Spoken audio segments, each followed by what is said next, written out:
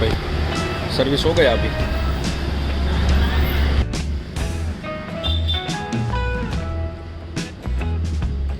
Hello guys, good morning. और अभी बजे सुबह के 8:15 और भाई समर चल रहा है तो भाई नींद भी काफ़ी जल्दी जाने लगी है अपने आप भाई, क्या पता, अच्छी बात है। और अभी काफ़ी जल्दी फ्री हो चुका हूँ रेडी होके, और अभी जाने वाला हूँ ऑफिस के लिए, क्योंकि भाई पापा आए हैं, 1 वीक से ऑलमोस्ट आए हैं, लेकिन अभी तक मैं व्लॉग नहीं शूट कर पा रहा था क्योंकि ऑफिस का वर्क वगैरह कुछ ज़्यादा रहता था और बाकी कुछ खास कर नहीं रहे थे क्योंकि ऑफिस वर्क में ज़्यादा ध्यान था। तो चलो अब देखते हैं श्लोक भाई, पापा, मम्मी वो सब क्या करते हैं।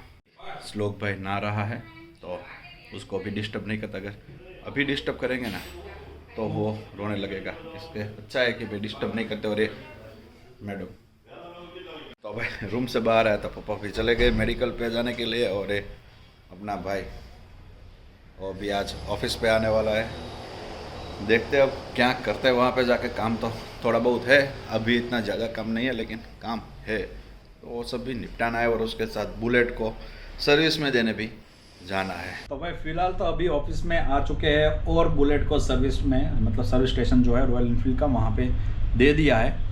और जो मेजर प्रॉब्लम आया था उसके लिए ही दिया है, अदरवाइज़ बाकी कोई जनरल सर्विस वगैरह कुछ नहीं करनी है, क्योंकि अभी 10-15 दिन पहले ही ऑलमोस्ट उसको सर्विस में रखा था बाहर।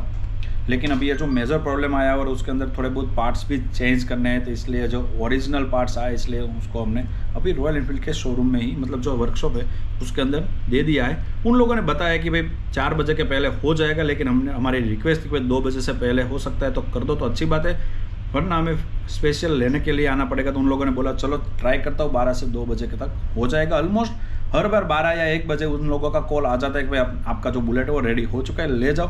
तो आई होप इस बार भी ऐसा ही होगा। और जो मेजर प्रॉब्लम है वो जब मैं रिटर्न लेके आता हूँ बुलेट को, तब मैं आपको डिटेल में उसके बारे में बात करता हूँ, क्योंकि भाई वो जो प्रॉब्लम, अगर उसको बुलेट को लंबा टाइम तक हमने अभी इस तरीके से चलाया था होगा या फिर चलाते रहते थे, तो कुछ ना कुछ चांसेस होता कि भाई एक्सीडेंट वगैरह कुछ हो सकता था। इसलिए भाई रिस्क नहीं लेना था, इसलिए अभी उसको रिपेयर में दे दिया है।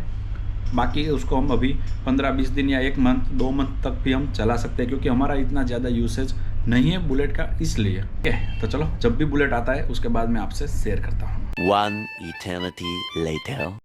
तो भाई फाइनली उन लोगों का कॉल अभी 12:30 बजे और आ चुका है कि भाई आपका बुलेट सर्विस हो चुका है, जो भी चेंजेस वगैरह कुछ करना था वो भी हो चुका था।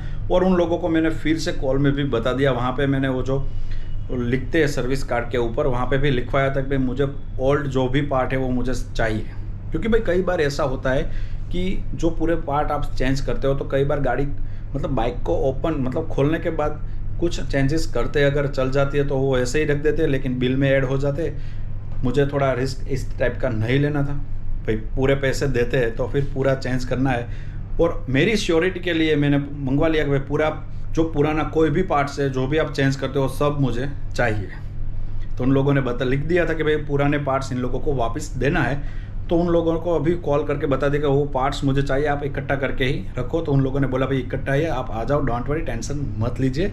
मतलब रॉयल एनफील्ड के वर्कशॉप में हम अगर बाइक वगैरह रखते हैं तो उसके अंदर 99% की सिक्योरिटी हमें यहाँ पे मिल जाती है। इसीलिए भाई नए स्पेयर पार्ट वगैरह कुछ हम ऐड करवाते हैं तो फिर मैं तो भाई रॉयल एनफील्ड के जो वर्कशॉप है ऑथोराइज वहाँ पे ही करवाता हूँ, क्योंकि भाई बाहर कोई जेन्युइनिटी नहीं रहती है, भाई डुप्लीकेट भी मिल सकता है, ऐसे भी चांसेस हो सकते हैं, इसलिए भाई मैं रिस्क लेना नहीं चाहता। तो चलो जल्दी से भाई बुलेट वगैरह तो रिपेयर हो चुका है, तो जल्दी से लेके आते हैं। भाई सर्विस हो गया अभी तो फिलहाल भाई निकल चुका है मेडिकल पे जाने के लिए, और मैं भाई अपनी ऑफिस के लिए। चलो ऑफिस पे जाके आपको मिलता हूँ और डिटेल में बात करता हूँ कि भाई बुलेट की सर्विस में क्या क्या करवाया। वो सर्विस तो नहीं थी, लेकिन जो रिपेयर करवाना था वो सब हो चुका है, तो उसके बारे में डिटेल में आपको बात करता हूँ। तो भाई ये भी हमने वापस ले लिया है, बुलेट की जो भी एसेसरीज हमने चेंज करवाई ना, ये सब।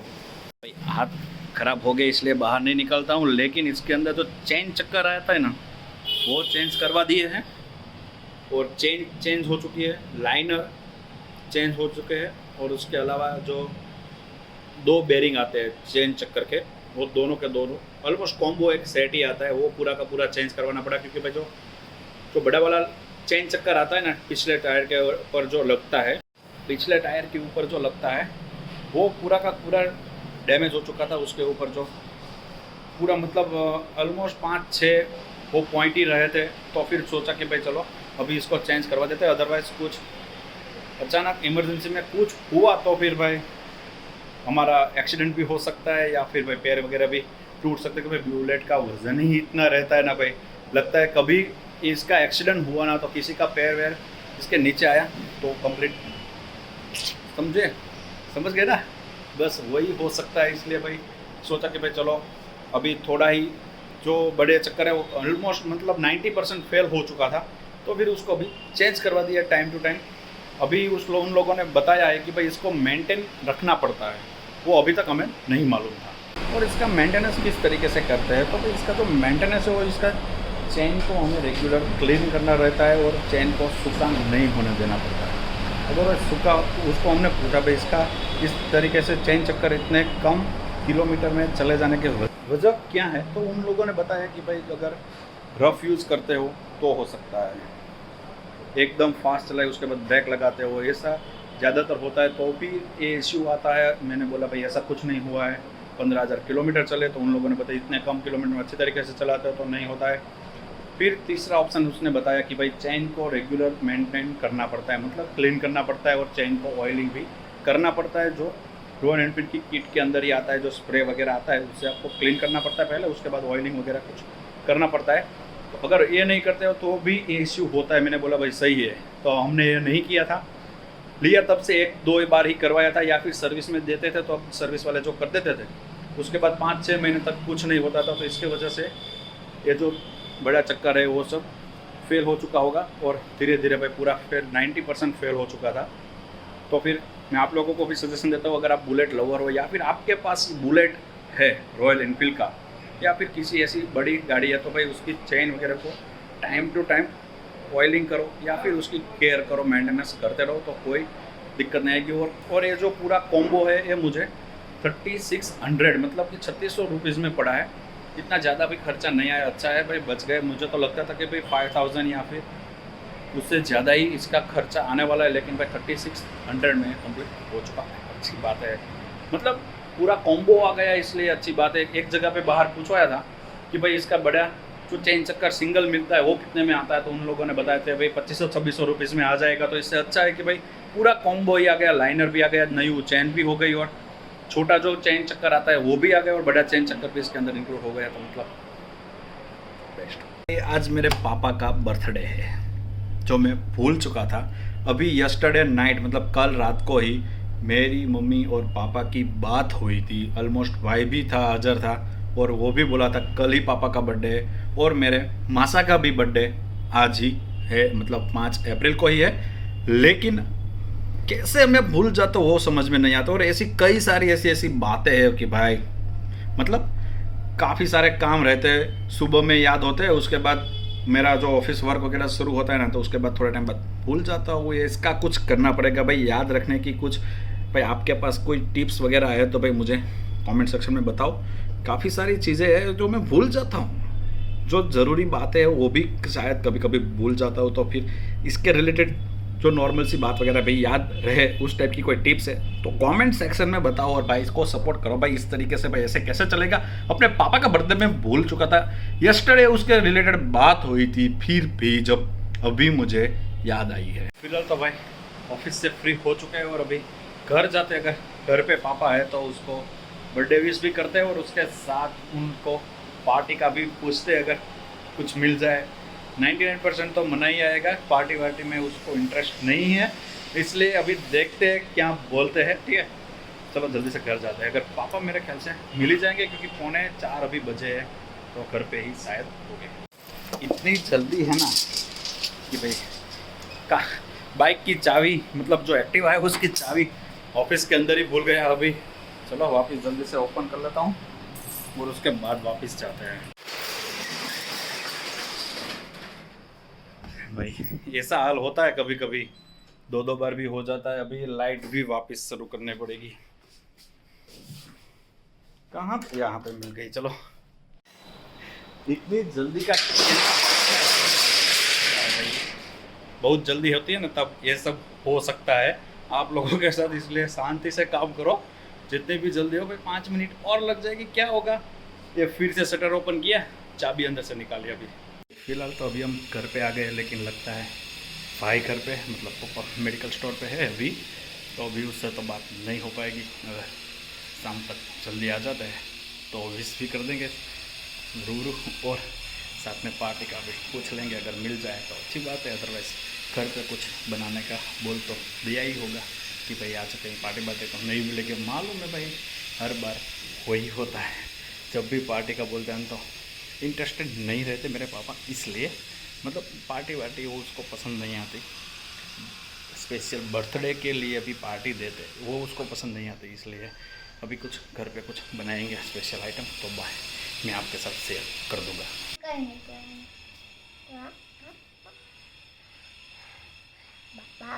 फिलहाल तो भाई श्लोक भाई का होमवर्क चल रहा है और भाभी उसको करा रहे थे।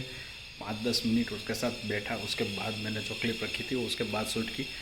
भाई इतनी बातें करता है ना, एक 77 कब आएगा भाई, बस उसको एक ही माइंड में घुस गया है भाई 77 कब आएगा। 7 की लाइन आती है तो 77, 8 की लाइन आती है तो भाई 8 कब आएगा। अरे भाई लिखना इतने, उसने 71 से 80 तक लगाने में ऑलमोस्ट 5 मिनट कर दी।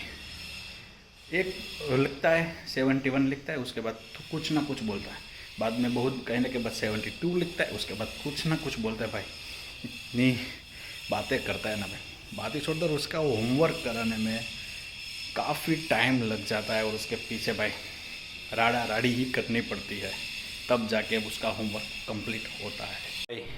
तो फिलहाल तो भाई पापा हमें नहीं मिल सकते इस व्लॉग के अंदर, क्योंकि भाई वो डायरेक्ट शाम को 10:30 बजे या 11 बजे के आसपास घर पे आएंगे, तो फिर उसकी बर्थडे तो भाई चली जाएगी। कोई बात नहीं, चलो वो तो मुझे आइडिया है ही 100% कि भाई पार्टी का मैं बोलता हूँ ना, तो पार्टी का वो मना ही बोलने वाले थे, लेकिन फिर भी देखते हैं कुछ घर पे कुछ नया खाने बने की चीज़ बनाते हैं तो अच्छी बात है। और भाई अभी शाम के 5 बज चुके हैं, अभी एक ऑलमोस्ट अर्जेंट में निकलना हुआ है एक बिजनेस मीटिंग के लिए। जो काम अच्छा हो गया ना भाई, तो आप लोगों के पास काफ़ी जल्दी एक खुशखबरी भी मिल जाएगी, अगर वो काम अच्छी तरीके से निपट गया तो, और पॉजिटिवली मिला रिस्पांस, जो भी पॉजिटिव मिला ना, तो भाई खुशखबरी आप लोगों को बहुत जल्द मिल जाएगी। कल जो बिजनेस मीटिंग के लिए गए थे ना भाई, वो ऑलमोस्ट 2 से 2.5 घंटे तक चली है और पॉजिटिव रिस्पांस भी मिला है।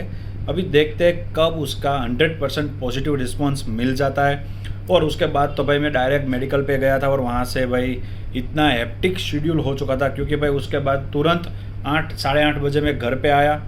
5 बजे का गया था, 8:30-9 बजे तक ऑलमोस्ट घर आ चुका होगा।